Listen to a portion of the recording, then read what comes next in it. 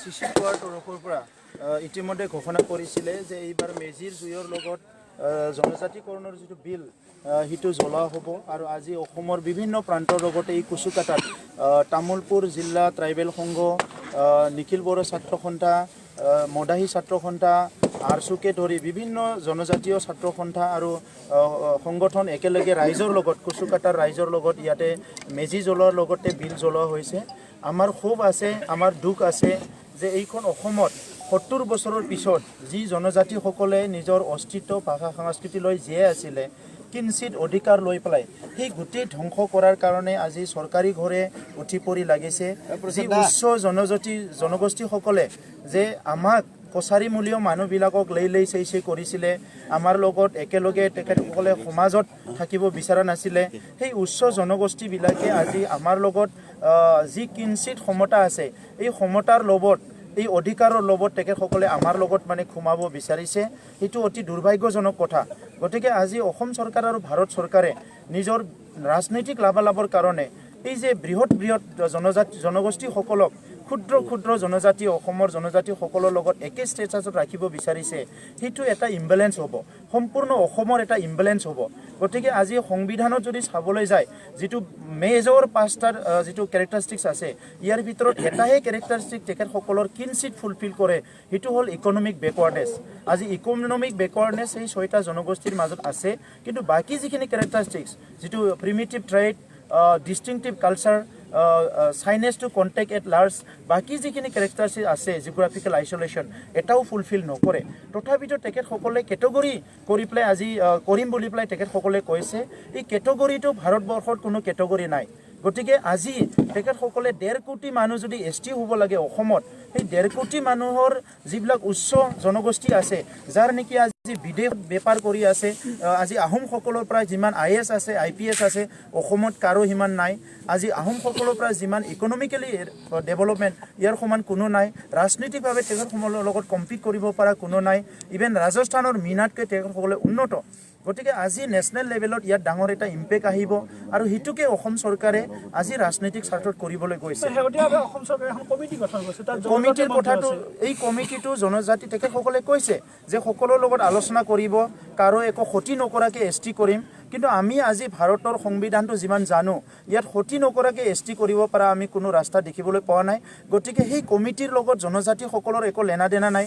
জনজাতিসকলৰ বৰ্তমানৰ অসমৰ জনজাতিৰ কাৰণে কোনো কমিটি নালাগে। আমাক ভাৰতৰ সংবিধানে 1950 চনতে অধিকাৰটো দি থৈছে, আপোনালোক ST আপোনালোকৰ কাৰণে এমপ্লয়মেণ্ট এডুকেশ্যন লেণ্ড সকলোতো আপোনালোকে ৰাইট পাব, পলিটিকেলি ৰাইট পাব, সেইটো আমাক দি থৈছে। এই যে কমিটি গঠন কৰিছে এই কমিটিটো বৃহৎ 6 জনগোষ্ঠীক মেনিপুলেট কৰি যেনেকৈ নহওক মানে বেৰ ভাঙি জেওৰা ভাঙি সংবিধানৰ সকলো সীমা চেৰাই তেখেতসকলক ST কৰিবৰ কাৰণে এই কমিটিটো গঠন কৰিছে। গতিকে মই এইটোকে ক'ব বিচাৰিম, আজি যদি 6 নম্বৰ দফাটো ইমপ্লিমেণ্ট কৰিবৰ কাৰণে যিটো কমিটি গঠন কৰিছে এই কমিটিত থকা আমাৰ বুদ্ধিজীৱীসকলে যদি অসমৰ স্বাৰ্থত সসন্মানে কমিটিৰ পৰা ৰিজেন দিব পাৰিছে, গতিকে আমাৰ ট্ৰাইবেলসকলৰ মন্ত্ৰী MLA সকলক মই লাজ পাইছোঁ, মই দুখ পাইছোঁ, মই ধিক্কাৰ দিব বিচাৰিছোঁ। 4জনকৈ মন্ত্ৰী আৰু 21জনকৈ MLA থাকি কেনেকৈ এই বিলটো পাৰ্লিমেণ্টত আহিবলৈ পালে? গতিকে মোৰ কথা স্পষ্ট, আজি যদি জনজাতিসকলৰ কিবা ক্ষতি হয় ধ্বংস হয় এই 4জন কেবিনেট মন্ত্ৰী 21জন MLA জনজাতিমূলীয় MLA ইনক্লুডিং মুখ্যমন্ত্ৰী, যি মুখ্যমন্ত্ৰী আমাক চিচিটোৱাক বাৰম্বাৰ অভয়বাণী দি আহিছিলে এই বিলটো নাহে, ইয়াৰ কোনো কিবা নহয়, আপোনালোকে ভয় কৰিব নালাগে। আজি যে নিমাত ইয়াতকৈ দুৰ্ভাগ্যজনক একো নাই। গতিকে মই অসমত বসবাস কৰা সকলো ট্ৰাইবেলক আজি আহ্বান কৰিব বিচাৰিছোঁ, আপোনালোকে চাওক, চকু মেলি চাওক। আজি অসমত আমাৰ 21জন MLA আছে, 4জন মন্ত্ৰী আছে, আৰু এইখিনি সময়ত যি অসমত নেকি 20,000 বেকলগ পোষ্ট আজিও পূৰণ নহ'ল, যি অসমক নেকি আমাৰ অধিকাৰৰ আমাৰ সাংস্কৃতিৰ যিবিলাক অধিকাৰ আমি পাব লাগে ভাষা সংস্কৃতি ভাষাৰ এতিয়াও পোৱা নাই, যি অসমত নেকি আমাৰ জনজাতিসকলে 6 শিডিউল বিচাৰি আছিলে ৰাভা মিচিং তিৱা ইয়াৰ কোনো প্ৰপ'জেল নাই, দেউৰী সোণোৱাল যিটো 6 শিডিউল বিচাৰিছে ইয়াৰ কোনো প্ৰপ'জেল নাই। কিন্তু কোনো নজনাকৈ তৎক্ষণিকভাৱে চুইচ টিপি পেলাই আজি 6 জনগোষ্ঠীৰ ST বিল লৈ আহিলে। ইয়াতকৈ দুৰ্ভাগ্যজনক একো নহয়। গতিকে ৰাজনৈতিকভাৱে সচেতন হওক, এই কেইজন মানুহক আপোনালোকে চাই লওক, আৰু অনাগত দিনত ৰাজনৈতিকভাৱে যদি প্ৰতিহিত কৰিব নোৱাৰে আপোনালোক আজিৰ পৰা উল্টি গিনতি আৰম্ভ হ'ল, আপোনালোকৰ কাউণ্টডাউন আৰম্ভ হ'ল, আমাৰ কাউণ্টডাউন আৰম্ভ হ'ল, আৰু আমি ইয়াতে ST হিচাপে জীয়াই থকাটো আৰু কোনোদিন অসমত সম্ভৱ নহ'ব।